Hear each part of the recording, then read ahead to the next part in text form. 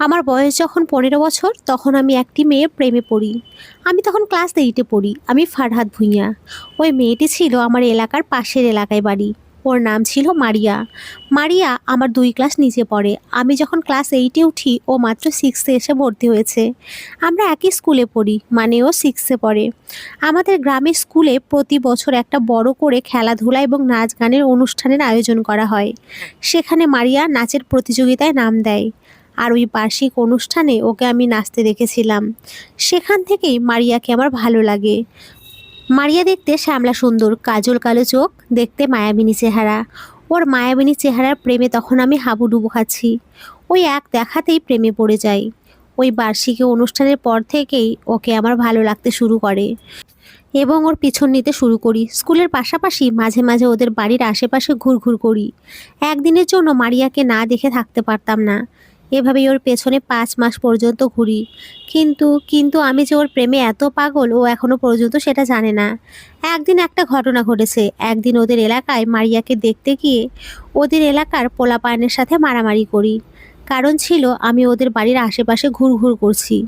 এটা আবার ওই এলাকার কিছু পোলাপান দেখেছে। তখন আমি আর আমার স্বপন বন্ধু ছিলাম। একটা ছেলে হঠাৎ জিজ্ঞাসা করে, তুই প্রতিদিন এই এলাকায় এসে ঘুরঘুর কেন করছিস, কোনো সমস্যা? তাই তখন ছিল বয়সও কম, রক্ত ছিল গরম। কারো উল্টাপাল্টা কথা ভালো লাগতো না। তাই ওই ছেলের এমন কথা শুনে মাথা গরম করে এক কথায় ২ কথায় ওকে একটা থাপ্পড়ও মেরে দেই। কিছুক্ষণ পর দেখলাম ওরা এলাকার দলবল নিয়ে আমাদেরকে মারতে আসে এবং সেদিন আমরা অনেক মারও খেয়েছিলাম। পরে এলাকার মুরব্বি আমাদেরকে সেভ করে এবং বাড়িতে পাঠিয়ে দেয়। এরপর থেকে ওদের বাড়ি মাঝে মাঝে যাই এবং লুকিয়ে লুকিয়ে যাই। আর এখন পর্যন্ত দূর থেকে ওকে দেখেই যাচ্ছি, কিন্তু ভালোবাসার কথা বলা হয়নি। আশেপাশে আমার বন্ধুরা বলছিল, একটা মেয়ের পেছনে আজ ৫ থেকে ৬ মাস ধরে ঘুরঘুর করছিস, এমনকি ওর জন্য মারও খেলি, কিন্তু এখনও মেয়েটির ভালোবাসার কথাই বলতে পারিসনি। এটা কেমন ভালোবাসা ফারহাদ? বন্ধুদের এমন কথা ভেবে সিদ্ধান্ত নিলাম এবং ভাবলাম এবার আমার মনের কথা মেয়েটিকে বলবো, যা হবার হবে। ওদের বাড়ি থেকে স্কুলে যেতে মাঝখানে বড় একটি বিল পড়ে। এটা ছিল স্কুলে যাওয়ার শর্টকাট রাস্তা। তখন ছিল শীতের দিন। শীতের দিন আসলে গ্রামের মানুষ বিল দিয়েই বেশি চলাফেরা করে, কারণ তখন বিলের পানি থাকে না। আর আমাদের বাড়ি থেকে স্কুলে যেতে কোনো বিল পড়ে না, সরাসরি রাস্তা হয়ে যেতে হয়। তাই একদিন আগে আগে স্কুলে এসে ওদের বাড়ি যে বিল পড়ে ওই বিলের মাঝখানে গিয়ে দাঁড়িয়েছিলাম, কখন মারিয়া আসবে তার অপেক্ষার জন্য। বেশ কিছুক্ষণ পর দেখলাম মারিয়া এবং মারিয়ার আরও ২টি বান্ধবী সহ স্কুলের দিকে ওই বিলের মাঝপথ ধরে স্কুলের দিকে এগিয়ে আসছে। আমি ওই বিলের মাঝখানে দাঁড়িয়েছিলাম। একটা বিষয় আমি মাথায় খেয়াল করলাম, আজ ওর পিছনে যে আমি ৬ মাস ধরে ঘুরছি, অবশ্যই কিছু না কিছু আমার ব্যাপারে জানতে চেয়েছে, অথবা আমার ব্যাপারে নজর দিয়েছে, এমনটা মনে হয়েছে আমার। আর সেই সাহস নিয়ে আজকে এই বিলের মাঝে ওর জন্য অপেক্ষা করছি, আমার ভালোবাসার কথা বলার জন্য। হাতে একটা লাল গোলাপ ফুল নিয়ে দাঁড়িয়ে আছি। এই গোলাপ ফুলটি গতকাল আমার পাশের বাড়ির মৌলবীর বাড়ি থেকে চুরি করেছি। যাই হোক, আস্তে আস্তে ও আমার কাছাকাছি চলে আসছে। অন্যদিকে আমার বুকের ভেতরে এক ধরনের ধুক ধুক শব্দ হচ্ছে। কিভাবে ওকে প্রপোজ করব বুঝতেই পারছি না। কেমন যেন এক ধরনের ভয় কাজ করছে। ও যখন ঠিক আমার কাছাকাছি চলে আসলো, তখন আমি কিন্তু খুব একা ছিলাম। আমার কোনো বন্ধু আমার সাথে ছিল না। হঠাৎ করে আমি কেমন জানি সাহস হারিয়ে ফেলি। ওরা আমার সামনে দিয়ে চলে যাচ্ছে। এই অবস্থায় দেখলাম মারিয়া দাঁড়িয়েছিল। আমি কিন্তু ডাক দেইনি। মারিয়া হঠাৎ বলল, আপনি কিছু বলতে চান? আমি বললাম, না কিছু না। কিছু বলতে চায় না কেন? মারিয়া বলতে শুরু করলো, আজ অনেক দিন যাবৎ দেখছি আপনি আমাদের এলাকায় গিয়ে আমাদের বাড়ির আশেপাশে ঘুরছেন, এমনকি স্কুলের আশেপাশে আমার দিকে লুকিয়ে লুকিয়ে তাকাচ্ছেন। আমি কিন্তু সব দেখতে পাচ্ছি। আপনার মতলব কিন্তু ভালো না। আজ আবার এখানে এসে দাঁড়িয়ে আছেন, তা আপনার হাতে যেন কি দেখলাম। আমি বললাম, কই না তো, হাতে আমার কিচ্ছু না। মারিয়া বলল, আমার সাথে মিথ্যা বলছেন না তো? ঠিক আছে, তাহলে থাকেন, আমি চলে যাচ্ছি। আমি ভেবেছিলাম আপনি আমাকে কিছু বলবেন। মারিয়া আরও বলতে শুরু করলো, শোনেন, কিছু না বলতে পারলে আমার আশেপাশে আর ঘুরঘুর করবেন না, ওকে? আমি সেদিন আমার এত সাহস কোথায় যে হারিয়ে গেল। ওর কথায় মাথা নাড়িয়ে ঠিক আছে বলে দাঁড়িয়ে থাকলাম। আর ওর চলে যাওয়া দেখলাম। আজও কিছু বলতে পারলাম না। আজকে অন্তত এতটুকু বুঝতে পারছি, আমি যে ওর আশেপাশে ঘুরঘুর করছি এটাও জানতে পেরেছে এবং বুঝতে পেরেছে, কিন্তু হয়তো আমি মুখে বলতে পারিনি। পরের দিন বিকেলে আমি আমার বন্ধুদের সাথে এই ব্যাপার নিয়ে আলোচনা করলাম যে আমি ওকে বলতে পারিনি, কিন্তু ওর পেছনে যে আমি ঘুরি এটাও জানতে পেরেছে। এটা জেনে আমার শুধু ভালো লাগছে। আমার এক বন্ধু বলে উঠল, ও যদি তোকে ভালো না বাসে তাহলে কি করবি? আমি বললাম, কেন জানি ওর চোখে আমার জন্য ভালোবাসা দেখেছি।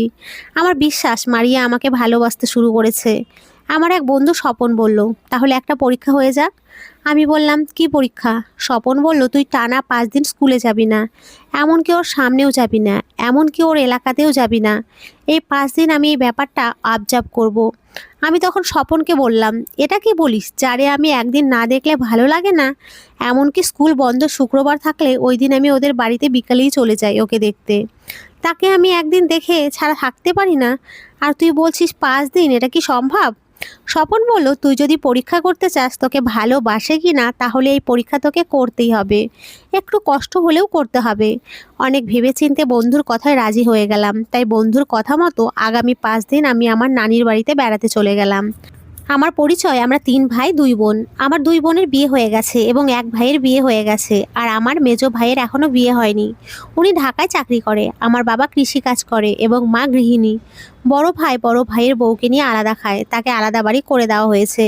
আর মেজো ভাই ঢাকায় চাকরি করে, মাসে মাসে টাকা পাঠায়। আমার মেজো ভাইয়ের টাকা দিয়ে এখন সংসারটা বেশি চলছে। তাই বন্ধুর কথায় আমি 5 দিন স্কুলে যাওয়া বন্ধ করে দিলাম। এলাকা থেকে কিছুটা দূরে আমার নানির বাড়ি, সেখানে গিয়ে বেড়াতে শুরু করলাম। বন্ধুর কথায় মারিয়াকে পরীক্ষা করতে লাগলাম, দেখি রেজাল্ট কি আসে। যদিও আমার অনেক কষ্ট হবে, তবুও রাজি হলাম মারিয়া আমাকে ভালোবাসে কিনা এটা জানার জন্য। কেননা যে যাকে ভালোবাসে তাকে সে খুঁজবে, এটাই ভালোবাসার প্রথম ধাপের বাস্তবতা। আমার বন্ধুর কথায় আমার ভালোবাসার মানুষ মারিয়াকে পরীক্ষা করার জন্য আগামী 5 দিন আমি স্কুলে যাব না এবং মারিয়ার বাড়িতেও যাব না। দেখি মারিয়া আমাকে না পেয়ে খোঁজে কিনা, দেখি কি হয়। পরে 5 দিনের জন্য নানির বাড়িতে চলে গেলাম। প্রথম দিন আমার থাকতে খুবই কষ্ট হচ্ছিল। আমার বন্ধুকে ফোন দিয়ে খোঁজ করতে লাগলাম। বন্ধুকে জিজ্ঞেস করলাম মারিয়া স্কুলে আসছে কিনা। বন্ধু তথ্য দিল স্কুলে আসছে, কিন্তু তোর ব্যাপারে কোনো খোঁজ খবর নেয়নি। তবে মাত্র একদিন, একদিনে বোঝা যাবে না, অপেক্ষা কর। যাই হোক, বন্ধুর কথা মতো অপেক্ষা করতে লাগলাম। 3 দিনের দিন বন্ধু আমায় ফোন দিয়েছে যে মারিয়া আজকে দেখলাম আমাদের ক্লাসের এখানে এসে ঘুরঘুর করছে এবং ক্লাসের ভিতরের দিকে তাকাচ্ছে, মনে হয় তোকে খুঁজছে। আমার বন্ধুর এমন কথা শুনে আমি খুশিতে মেতে উঠলাম। মনে হলো মারিয়া আমাকে খুঁজছে এবং আমি শুধু একলা ওকে ভালোবাসি না, ও আমাকে ভালোবাসে। আসলেও তখন আমাদের বয়সটা খুবই কম ছিল। এই কম বয়সে আমাদের আবেগ বেশি ছিল। এটা ছোটবেলার ভালোবাসা, এভাবেই হয়। পরে 5 দিনের দিন আমার বন্ধুকে মারিয়া জিজ্ঞেস করলো, ভাইয়া ফারহাদ ভাইয়া কি আসে না? স্কুলে কোনো সমস্যা হয়েছে? তখন আমার বন্ধু স্বপন তাকে বলেছিল খুব শীঘ্রই স্কুলে আসবে। স্বপন মারিয়াকে এটা জিজ্ঞেস করলো যে কি জন্য, কোনো দরকার? মারিয়া বলল, না থাক, এমনি। এটা বলে চলে গেল। সাথে সাথে আমার বন্ধু স্বপন আমাকে ফোন দিল। বন্ধু বলল, দোস্ত কাজ লেগে গেছে, মারিয়া ভালোবাসার পরীক্ষায় পাশ করেছে, আমরা সাকসেস, মারিয়া তোকে পছন্দ করে, ইদানিং তোকে খুঁজছে এবং আজকে তোর কথা জিজ্ঞেস করেছে, তুই কোথায় জানতে চেয়েছে। পরে আমি জানতে চেয়েছি কেন। ও বলল, এমনি। তার মানে তোকে খুঁজতেছে বন্ধু, আর দেরি করিস না, কালকে যেভাবেই হোক স্কুলে আয়। আমার বন্ধুর এমন কথা শুনে সেদিন সারা রাত আমি ঘুমোতে পারিনি। কখন পরের দিন সকাল হবে, কখন স্কুলে যাব, এই অপেক্ষার ভালো লাগছিল না। বিশ্বাস করবেন, প্রথম প্রেমের ছোঁয়া জানি অন্যরকম। সেদিন সারা রাত আমি ঘুমোতে পারিনি, কখন সকাল হবে, কখন বাড়িতে যাব, কখন স্কুলে যাব। এই কারণে আমার ঘুমই আসেনি। কখন মারিয়ার সাথে আমার দেখা হবে। যাই হোক, অপেক্ষার প্রহর শেষ হলো। তাই পরের দিন খুব সকালে নানি বাড়ি থেকে চলে আসি। নানি বলছিল নাস্তা খেয়ে যা, আমি নাস্তা না খেয়ে চলে আসি। পরের দিন বাড়িতে এসে তাড়াহুড়ো করে স্কুল ড্রেস পরে বেশি দেরি করলাম না, স্কুলে গিয়ে বইগুলো বেঞ্চে রেখে মারিয়া যেই বিল দিয়ে আসা যাওয়া করে ওই বিলের মাঝখানে গিয়ে দাঁড়িয়েছিলাম একটা গোলাপ ফুল হাতে নিয়ে। হঠাৎ দূর থেকে ফলো করলাম মারিয়া আসছে। মারিয়া এবং মারিয়ার সাথে আরও 2জন বান্ধবী আছে। আমি তখন একা ছিলাম, আমার লজ্জা করছিল। আমার বন্ধু স্বপন আমার সাথে আসার কথা থাকলেও হঠাৎ পারিবারিক কাজে বাসায় আটকে গেছে। আমাদের গ্রামগঞ্জের ভালোবাসাগুলো এমনই ছিল, অল্প বয়সের প্রেম। আসলে কি কারো জীবনে অতি দ্রুত প্রেম আসে, আবার কারো জীবনে অনেক লেট করে প্রেম আসে। আমার জীবনে একটু আর্লি প্রেম আসছিল। একটা সময়ে মারিয়া খুব কাছে চলে আসে। কাছাকাছি আসার পর 2জন 2জনের দিকে তাকিয়েছিলাম অনেকক্ষণ। আমি যেখানে দাঁড়িয়েছিলাম আমাকে ওভারটেক করে সামনে চলে যায়। আমি যে ডেকে তাকে থামাবো সেই সাহসটা হচ্ছে না। প্রচণ্ড লজ্জা পাচ্ছিলাম। হঠাৎ দেখলাম মারিয়ার বান্ধবীরা মারিয়াকে ধাক্কা দিয়ে থামিয়ে দিল। তখন হয়তো বলছে, গিয়ে কথা বল। যাই হোক, মারিয়া দাঁড়িয়েছে, ওর বান্ধবীরা চলে যাচ্ছে মারিয়াকে রেখে। যেহেতু ও আমার কাছ থেকে কিছুটা দূরে দাঁড়িয়ে আছে, সেহেতু দূর থেকে দুজন দুজনকে দেখছি আর মিটমিট করে হাসছিলাম। আসলে এটাই প্রথম প্রেমের ছোঁয়া। পরে আমি বিলের এদিকে ওদিকে তাকিয়ে দেখলাম কেউ নেই। চারিদিকে তাকিয়ে আমি এগিয়ে গেলাম মারিয়ার দিকে, শরম লজ্জার মাথা খেয়ে। গোলাপ ফুলটি মারিয়ার দিকে এগিয়ে দিলাম।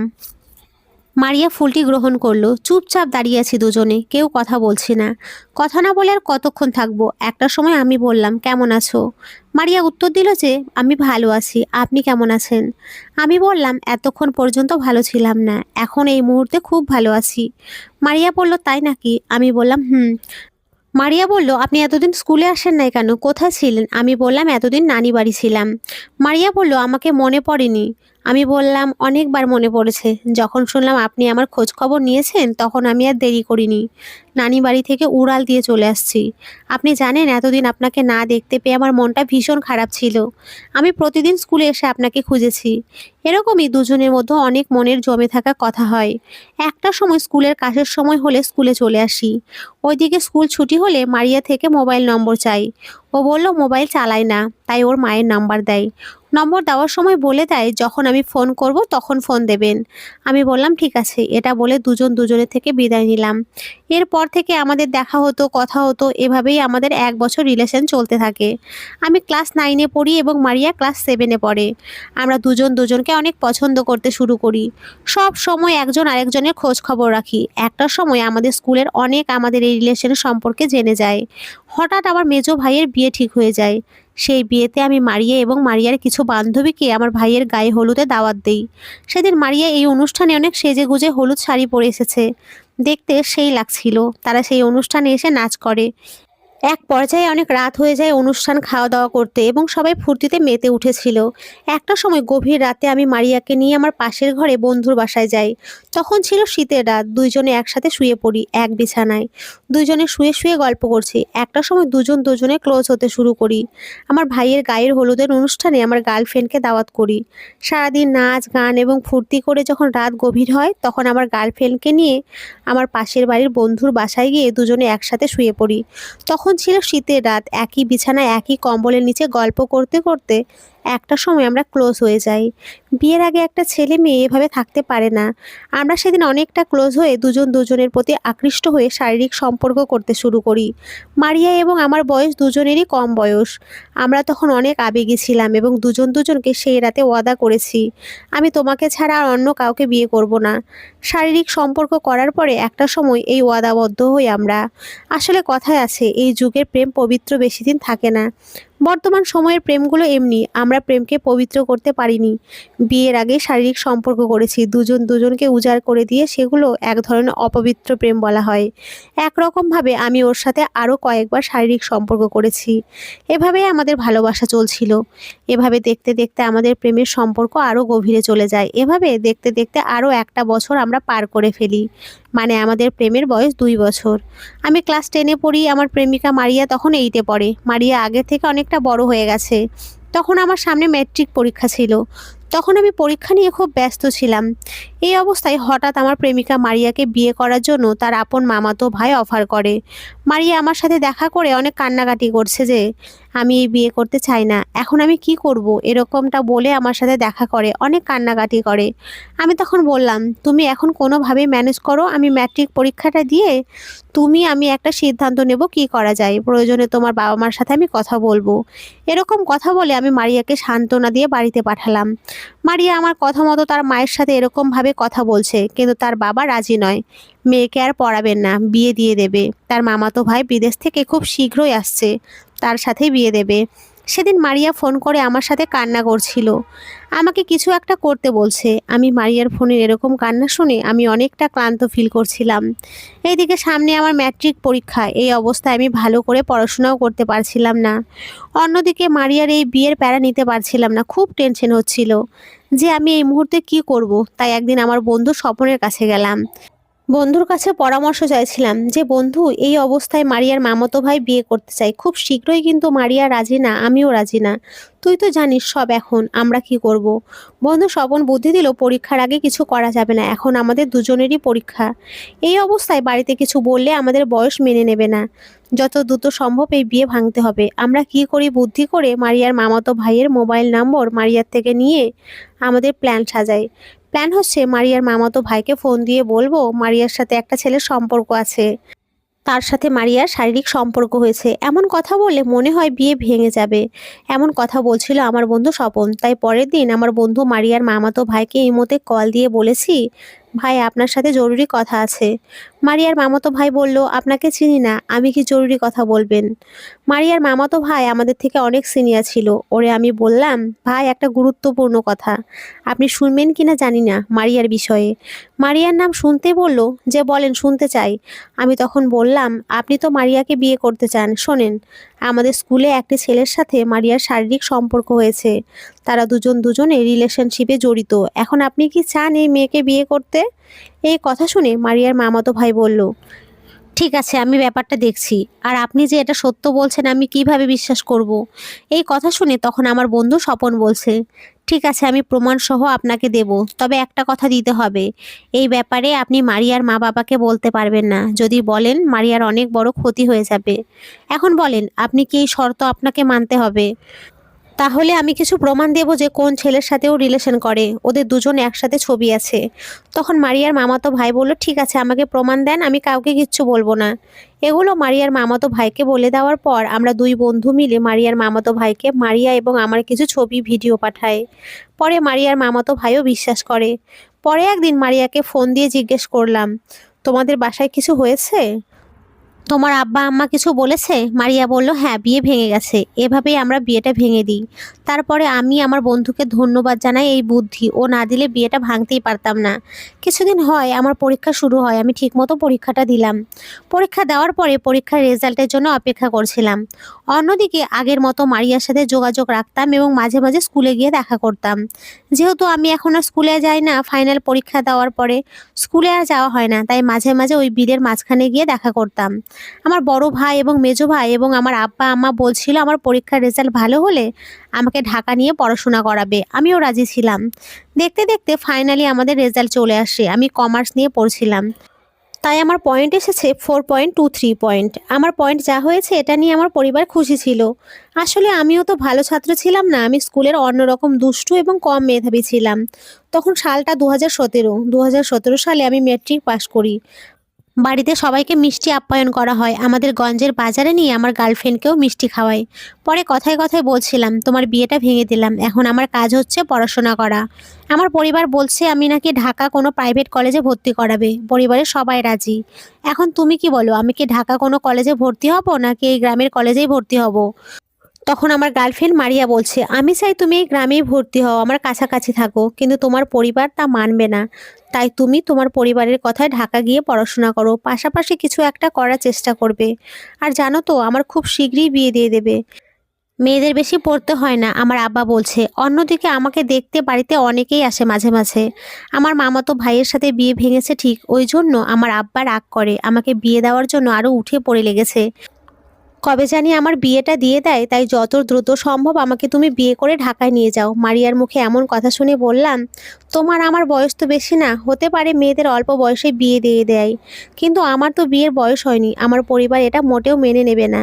এই মুহূর্তে বিয়ে করলে আমাকে পরিবার থেকে বের করে দেওয়া হবে। তাই একটু সময় দাও, আমি ঢাকাতে যাই, পড়াশোনা শেষ করি, পরে একটা চাকরি করে পরে বিয়ে করব। এই কথা শুনে মারিয়া বলল, ইস, এতদিন আমাকে বুঝি রাখবে? আমি এত কথা শুনতে চাই না, আমি তোমাকে হারাতে চাই না, যত দ্রুত সম্ভব আমাকে ঢাকা নিয়ে যাবে। আমি মারিয়াকে বোঝাতে পারলাম না, তাই বললাম, ঠিক আছে, দেখা যাক কি হয়। এরকম বুঝ দিয়ে আমরা যে যার মতো বাসায় চলে গেলাম। কিছুদিন পর আমি ঢাকায় একটি প্রাইভেট কলেজে ভর্তি হলাম। সেখানে আমার মেজো ভাইয়ের বাসায় থাকতে শুরু করলাম। মেজো ভাই তার বউকে নিয়ে 3 রুমের ফ্ল্যাট ভাড়া নিয়ে থাকতো। আমি ইন্টার ফার্স্ট ইয়ারে পড়ি। এরকম আরও 6 মাস চলে যায়। প্রতি 1 মাস পর পর আমি বাড়িতে যেতাম, বাবা মায়ের সাথে দেখা করতাম আর মারিয়ার সাথে দেখা করতাম। হঠাৎ একদিন ফোন দিয়ে মারিয়া কান্না শুরু করলো এবং বলল, যত দ্রুত সম্ভব দেশে আসতে। আমার বাবা এক বিদেশি ছেলের সাথে মোবাইলে বিয়ে ঠিক করেছে। 2-1 দিনের মধ্যেই বিয়ে। তো বন্ধুরা, পরের পার্ট চাইলে অবশ্যই কমেন্ট করো। আর সকলে তোমরা ভালো থেকো, সুস্থ থেকো। সকলকে অসংখ্য ধন্যবাদ। নমস্কার বন্ধুরা, খুব ভালো থেকো।